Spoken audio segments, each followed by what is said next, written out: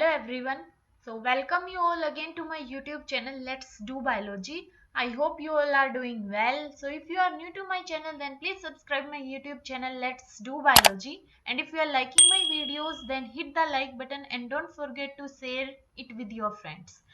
Guys please subscribe my channel so that जैसे मैं video डालूँ then you will get notification of my new videos. Okay. So in previous video I discussed the same topic related to this MSc Zoology entrance preparation strategy. उस video में मैंने half part discuss किया था, कुछ chapter discuss किए थे and in this video I will discuss the rest part of it. Okay, so इसमें again मैं बताऊंगी यहाँ पे कि कैसे मैंने ड्यूएट में ऑल इंडिया रैंक 2 गेन किया था और सीयूईटी में भी काफी अच्छा रैंक था.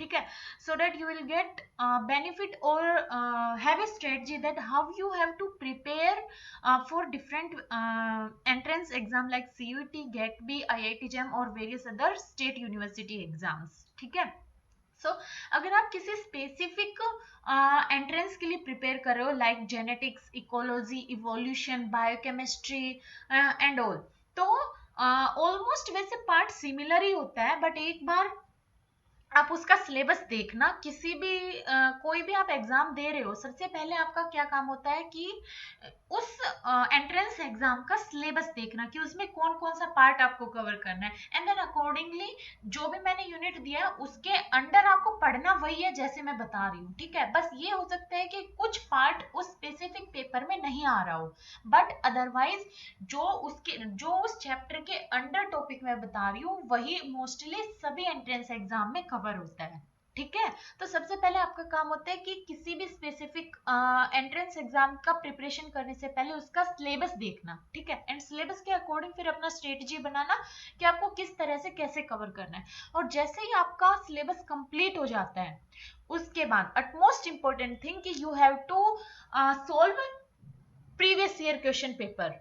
ठीक है, जितना क्वेश्चन आप सोल्व कर सकते हो उतना करो, जहां से भी क्वेश्चन मिल पा रहा है वहीं से करो, क्योंकि मैंने वही फॉलो किया था. मैं जितना भी क्वेश्चन मिल रहा था सबका, चाहे जेएनयू का हो, सीयूईटी का हो, ड्यूएट का हो, बीएचयू का हो, all type of question paper I solve at that time.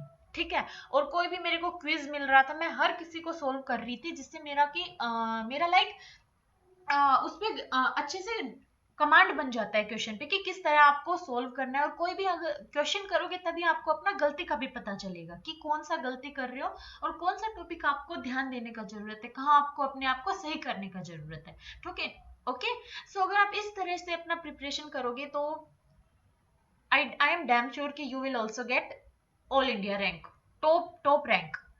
Okay, so let's start now.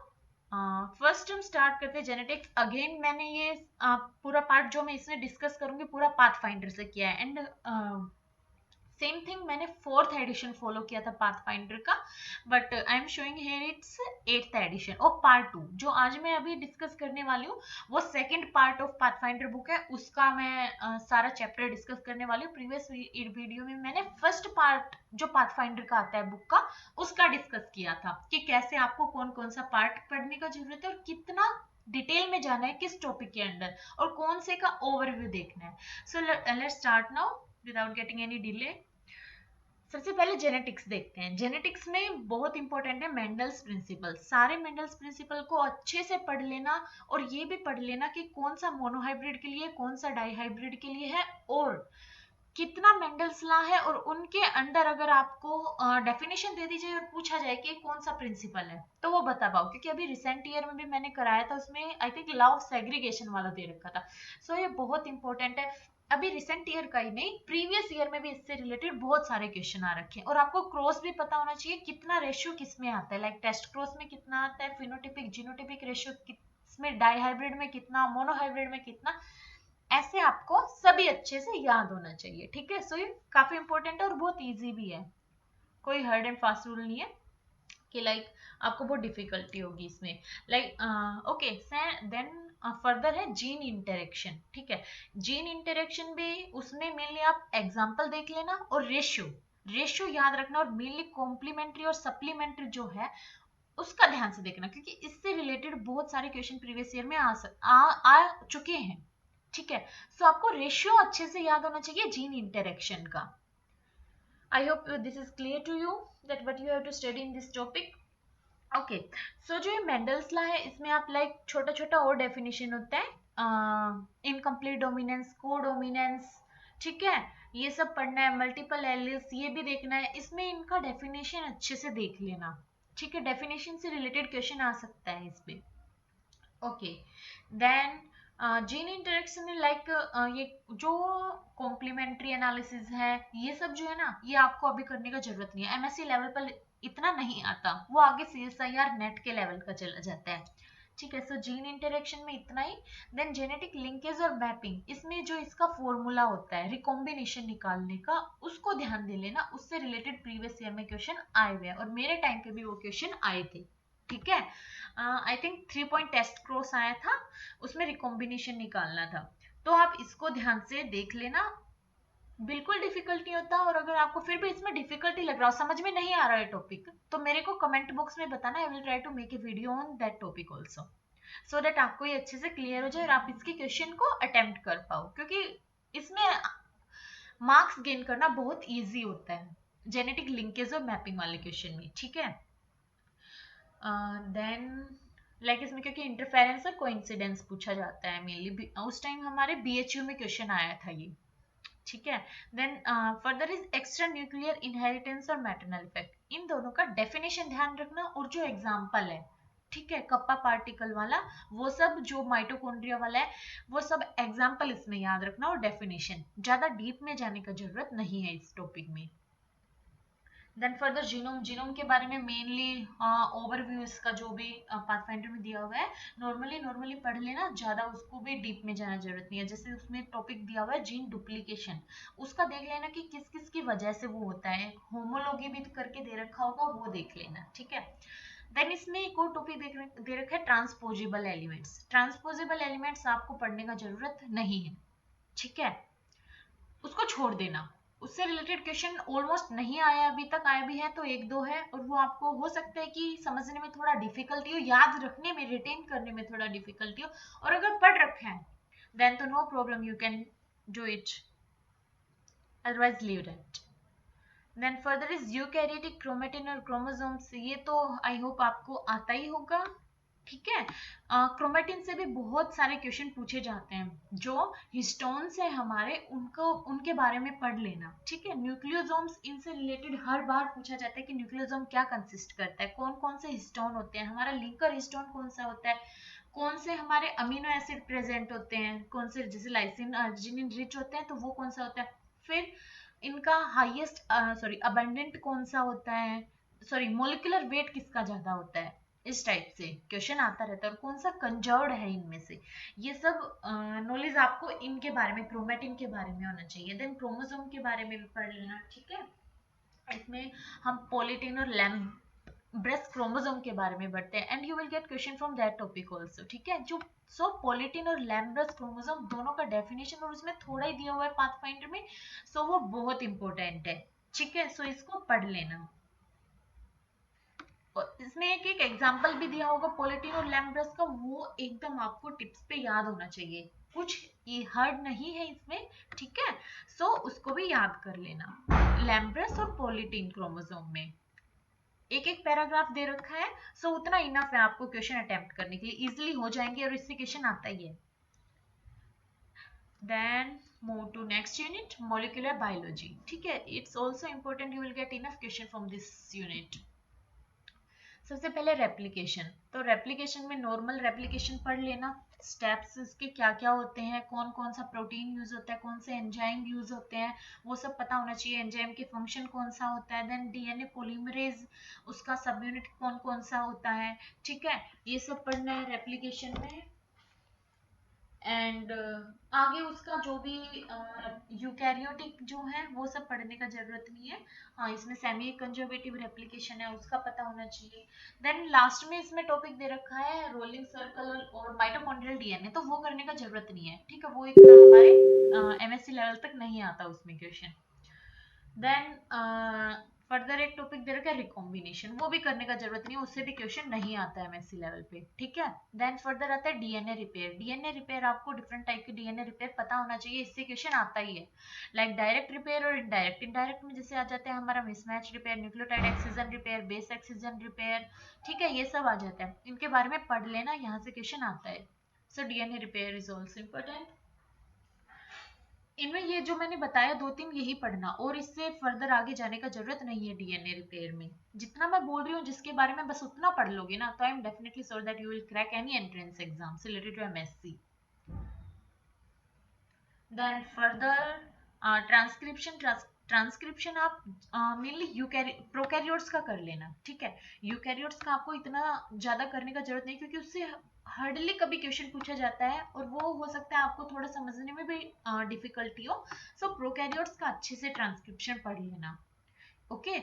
और जैसे ट्रांसक्रिप्शन में ही कुछ एंटीबायोटिक दी हुई है जो इसको इनहिबिट करती है, तो वो भी याद रखना। इन सारे मोलिकुलर बायोलॉजी में एंटीबायोटिक जितना दिया हुआ है ना, वो आपको अच्छे से याद होना चाहिए, क्योंकि उनसे रिलेटेड क्वेश्चन आता ही है। जैसे मैंने लास्ट वीडियो में भी बताया था, जब मैं प्रोकैरियोट्स और वायरस वाला चैप्टर बता रही थी, कि उसमें टेबल दिया हुआ है अलग से एंटीबायोटिक का करके, तो उसको याद कर लोगे तो वो इसको भी इंक्लूड कर देगा, मोल बायो के सारे प्रोसेसेस के रिलेटेड एंटीबायोटिक्स को।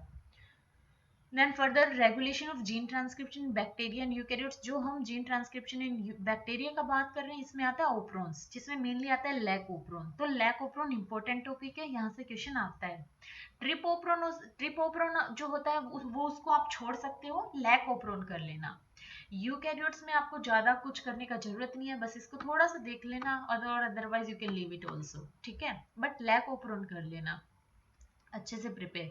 देन आरएनए इंटरफेरेंस, इसका ज्यादा डीप में नहीं जाना, डेफिनेशन याद रख लेना, और कौन कौन सा आरएनए, जैसे एसआई आरएनए और एमआई आरएनए इन्वॉल्व होता है वो याद रख लेना, ठीक है, कि आरएनए इंटरफेरेंस क्या होता है और कौन कौन सा आरएनए इसमें इन्वॉल्व होता है, ओके। Then translation. ट्रांसलेशन में जेनेटिक कोड के बारे में पता होना चाहिए, और लाइक जैसे वोबल हाइपोथेसिस पता होना चाहिए, कितना टीआरएनए इन्वॉल्व होता है वो पता होना चाहिए एक पर्टिकुलर अमीनो एसिड के लिए, ठीक है। और ट्रांसलेशन का process like initiation, elongation and, ठीक है। देन ट्रांसलेशन का हो गया, इसमें भी ट्रांसलेशन में भी एंटीबायोटिक्स दी हुई है, उनको भी याद कर लेना। वो सब कवर वैसे लास्ट चैप्टर जो बताया था वीडियो उसमें हो जाएगा, but if you want then you can see in this chapter also about the antibiotics. Then finally is mutation. So mutation में जो जर्नल टाइप का म्यूटेशन है वो पढ़ लेना, क्योंकि ये आता ही है, लाइक डिफरेंट टाइप का spontaneous mutation, point mutation, frame shift mutation, ये डिफरेंट म्यूटेशन जो है इनको बढ़िया से पढ़ना, ये टॉपिक काफी इंपॉर्टेंट हो जाता है यहाँ पे, ठीक है। इससे सॉरी सॉरी इससे काफी क्वेश्चन पूछा जाता है म्यूटेशन से भी। सो जितना टॉपिक मैंने बताया है इनको ही पढ़ लेना, और इनके बारे में जितना बोला है कि किसके बारे में आपको ज्यादा डीप में जाने का जरूरत है, किसके बारे में ओवरव्यू करने का जरूरत है, then you can restrict to that also, or otherwise you can go beyond to this, okay. Then next is recombinant DNA technology. It is also important, but let's see now what you need to do in this. सबसे पहले DNA cloning पता होना चाहिए, जैसे vectors के बारे में, कैसे हम डीएनए को क्लोन करते हैं एंड ऑल, क्या रिस्ट्रिक्शन एंजाइम होता है एंजाइम्स में, ठीक है, कितने टाइप का रिस्ट्रिक्शन एंजाइम होता है, उनका डिफरेंस का एक टेबल दिया हुआ है पाथफाइंडर में, उसको पढ़ लेना, उससे रिलेटेड कभी कभी क्वेश्चन आ जाता है, ठीक है। देन वेक्टर्स, वही वेक्टर्स का बस एक छोटा सा टेबल है उसमें, कि कौन से वेक्टर्स का कितना साइज होता है, वो एक बार अच्छे से याद कर लेना। अगर वेक्टर डीप में नहीं पढ़ पाओ सारे वेक्टर के बारे में, तो साइज थोड़ा देख लेना, ठीक है। लाइक प्लाज्मिड का कितना होता है, कोस्मिड का कितना होता है, बैकमिड का कितना होता है, बैक्टीरियोफाज का, इन सब का एक बार साइज देख लेना कि कितना इंसर्ट साइज है इनका, उससे भी क्वेश्चन कभी आ जाता है, और वेक्टर्स में मोस्टली इंपॉर्टेंट वही है, ठीक है। अभी लास्ट में भी इसी रिसेंट ईयर में वेक्टर से भी एक क्वेश्चन आया हुआ है, बट वो क्वेश्चन था कि आप अगर क्वेश्चन को इजीली पढ़ लोगे then you can attempt that question very easily. Then is gene manipulation of animal cells, ठीक है। जीन मैनिपुलेशन में लाइक ट्रांसजेनिक एनिमल्स हम कैसे बनाते हैं, नॉकआउट कैसे करते हैं, ठीक है, बस इतना पढ़ लेना, ट्रांसजेनिक एनिमल्स और नॉकआउट के बारे में। नॉकआउट के बारे में भी ज्यादा डीप में जाने की जरूरत नहीं है, बस नॉकआउट क्या होता है उसका ओवरव्यू पढ़ लेना कि नॉकआउट से, क्योंकि अगर किसी भी जीन को हम नॉकआउट कर देंगे तो उसका फंक्शन इंटरप्ट हो जाएगा, तो हम नॉकआउट से मेनली हम उस जीन का फंक्शन पता कर सकते हैं। ठीक है, और अगर कोई भी जीन एडवर्सली अफेक्ट कर रहा है तो हम नॉकआउट करके उसके इफेक्ट को इनहिबिट भी कर सकते हैं। इस टाइप से आप जीन मैनिपुलेशन पढ़ लेना। जीन थेरेपी में भी बस जो डिफरेंट डिजीज है उनके बारे में पढ़ लेना कि कौन सी डिजीज में हम जीन थेरेपी करते हैं। एक टेबल दिया हुआ है पाथफाइंडर में, बस उतना इनफ है, ज्यादा मत पढ़ना इसके बारे में भी। ये जो पूरा ही है ना रिकॉम्बिनेंट डीएनए टेक्नोलॉजी, ज्यादा डीप में जाने का जरूरत नहीं है, थोड़ा थोड़ा सब टॉपिक के बारे में पढ़ लेना कि इसके इतना पता हो कि ये होता क्या है। ठीक है, then final is animal cell culture. इसके बारे में भी, इसका भी एक वो दे रखे, ग्राफ दे रखे, उसको उसको पढ़ लेना कि कौन कौन सा स्टेप होता है एनिमल सेल कल्चर में, और प्राइमरी कल्चर क्या होता है अपना, लाइक ग्रोथ साइकिल पढ़ लेना। जो मैं ग्राफ बता रही हूँ that is to graph, sorry, growth cycle refer to that graph। Okay, so primary culture, secondary culture, बस आइडिया कि क्या होता है।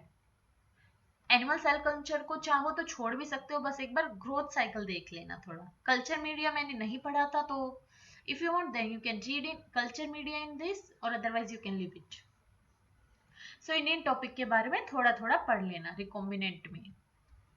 Then plant physio, plant physio मैंने वैसे नहीं पढ़ा था अपने टाइम पे, क्योंकि I was just concern about zoology. So if you want to attempt life science paper, then you can read plant physiology, like cycle पढ़ सकते हो इसमें से, जो मेन साइकिल्स होते हैं ना वो पढ़ सकते हो। Otherwise if you want to skip then you can skip. और लाइक जैसे जेनेटिक्स हुआ, बायोकेमिस्ट्री हुआ, इन सब में इकोलॉजी हुआ, इन सब में प्लांट फिजियोलॉजी मोस्टली इंक्लूड भी नहीं होता, सो लीव दिस।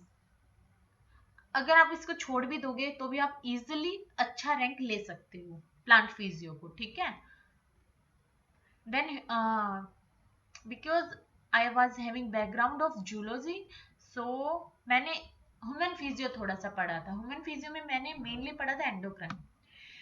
उस टाइम पे एंडोक्राइन इतना था कि इससे भर भर के ऑलमोस्ट 10 to 15 क्वेश्चन एंडोक्राइन से ही आता था। ठीक है, सो ये बहुत इंपॉर्टेंट और बहुत इंटरेस्टिंग भी है। इसमें आपको क्या पढ़ना होता है, डिफरेंट टाइप का ग्लैंड, उनका हार्मोन, और अगर हार्मोन का हाइपोसिक्रेशन हो रहा है, हाइपर सिक्रेशन हो रहा है, तो उनसे कौन सा डिजीज होगा, बस इतना पढ़ने का जरूरत है आपको एंडोक्राइन में। ठीक है, पाथफाइंडर में बहुत अच्छे से दिया हुआ है, उससे सारे क्वेश्चन आप इजीली अटेम्प्ट कर सकते हो।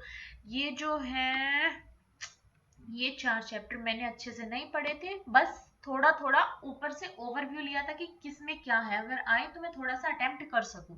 रीड किया था बट बहुत ज्यादा अच्छे से नहीं, मतलब लाइक जैसे मैंने और सब कुछ बहुत ज्यादा बार रिपीटेडली पढ़ा था, बट ये मैंने शायद 2 to 3 टाइम्स ही पढ़ा था, और वो भी रीड किया था जस्ट, अच्छे से नहीं। ठीक है, so if you have interest in human physio then you can read all these excretory, digestive, cardiovascular and respiratory system। okay, then finally is reproductive system। इसमें reproductive system में क्या होता है कि आपको मेल और फीमेल रिप्रोडक्टिव सिस्टम से इतना क्वेश्चन नहीं आता। ठीक है, फिर आपको क्या करने का जरूरत है, फीमेल रिप्रोडक्टिव साइकिल जो है, यू ओवेरियन साइकिल और मेंस्ट्रुअल साइकिल, वो बहुत इंपॉर्टेंट टॉपिक है। उसके हॉर्मोन्स याद कर लेना बहुत अच्छे से कि कौन सी साइकिल में, कौन से स्टेप में कौन से हार्मोन का अर्ज हो रहा है और कौन सा डिक्लाइन हो रहा है। ठीक है, तो फीमेल रिप्रोडक्टिव साइकिल बहुत इंपॉर्टेंट है, उसको स्किप नहीं कर सकते क्योंकि उससे काफी क्वेश्चन पूछा जाता है। देन आप फर्टिलाइजेशन, इसमें फर्टिलाइजेशन इंपॉर्टेंट है, फर्टिलाइजेशन से भी क्वेश्चन आ जाता है। ठीक है, देन फर्टिलाइजेशन के बाद आता है जो डेवलपमेंट है, जनरलाइज डेवलपमेंट, लाइक क्लीवेज कौन सा है, क्लीवेज बहुत इंपॉर्टेंट है, याद रखना। और जो क्लीवेज में डिफरेंट मूवमेंट होता है गेस्टुलेशन के दौरान, इन्वोल्यूशन, इमेजिनेशन, ये एक बार देख लेना क्योंकि इससे क्वेश्चन आ जाता है। लाइक जैसे पाथफाइंडर में दिया नहीं हुआ है, फ्रॉग का हुआ, चिकन का हुआ, इन सब का क्लीवेज पूरा डिस्कस, मतलब कभी कभी उसके अंदर से भी आ जाता है क्वेश्चन। ठीक है, डीप में पूछ लेते हैं, बट मैंने उस टाइम नहीं पढ़ा था और still I was able to attend many question. ठीक है, सो आप if you want then you can read that topic, but otherwise you can leave that.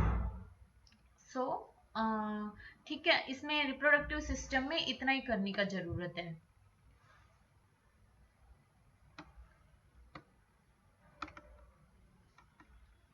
Regeneration दिया हुआ है, उसको बस जो 3-4 टाइप दिया हुआ है वो पढ़ लेना थोड़ा, और अदरवाइज नहीं करोगे तो भी चलेगा. Okay, then ecology.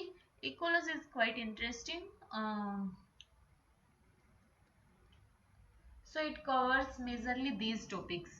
First, environment के बारे में, और उसमें कुछ लॉज दिए हुए हैं. ठीक है, उन लॉ को बहुत अच्छे से पढ़ लेना, उससे क्वेश्चन आता ही है. ठीक है, सो लॉज में वो इम्पोर्टेंट है. इकोसिस्टम इजी है, आसानी से कर लोगे. इकोसिस्टम में डिफरेंट जैसे न्यूट्रिएंट साइकिल होगी, इकोलॉजिकल पिरामिड हो गया, और आपका फूड चेन हो गया. ठीक है, ये सब आता है इकोसिस्टम में. देन हम बात करें population ecology. Then population ecology includes like population growth.